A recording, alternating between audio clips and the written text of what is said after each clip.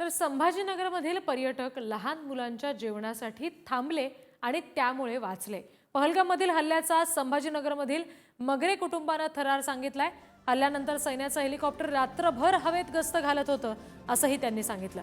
26/11 सारखी परिस्थिती होईल का अशी भीती होती असं सुद्धा मगरे यांनी म्हटलं।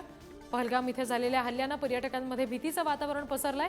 छत्रपती संभाजीनगर शहरातील काही पर्यटक त्याच वेळी या परिसरात होते।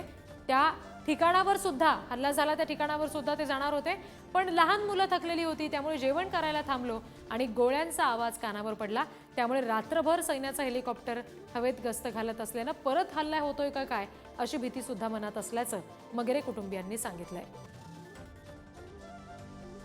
हॉटेलमध्ये थोडं जात असतानाच थोडं फायरिंगचा आवाज आला आणि जेव्हा तिकडे बघायला गेलो आम्ही तर आम्ही 700 ते 800 मीटर अंतरावर असताना त्या ठिकाणी आरडाओरडा सुरू झाला आणि त्या ठिकाणी बराचसा आक्रोश आणि खरंच भारतीय जवान म्हणा किंवा हेलिकॉप्टर म्हणजे इंडियन आर्मी त्या ठिकाणी लागलीच लॉन्च झाली, परंतु तो वेळ निघून गेला होता बऱ्याच ठिकाणी। त्यावर म्हणजे बरेचसे लोक अस्ताव्यस्त होते आणि नेमकं झालं का हे समजतच नव्हतं। त्याच्यामुळे तो एक सिच्युएशन खूप भयंकर होते।